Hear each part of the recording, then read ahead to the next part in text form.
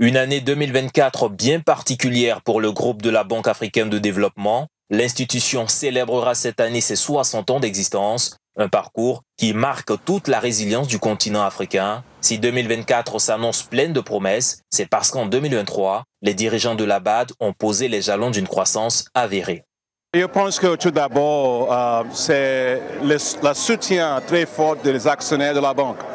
On est vraiment extrêmement très soutenu par les actionnaires de la banque. Comme il avait dit, nous avons eu une augmentation de la capitale de la banque en 2019 où la capitale de la banque a été augmentée par 150%.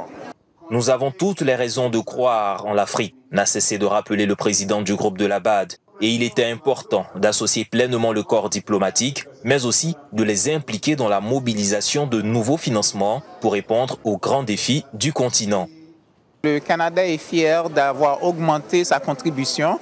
D'ailleurs, le Canada fait partie des principaux contributeurs hors Afrique à la BAD. Pour nous, c'est un partenariat gagnant-gagnant, mutuellement bénéfique entre le continent africain et le Canada parce que lorsque le continent va bien, c'est le monde qui va bien. C'était l'occasion de passer en revue l'ensemble des réalisations de la banque qui sont exceptionnelles et formidables pour le continent dans son ensemble.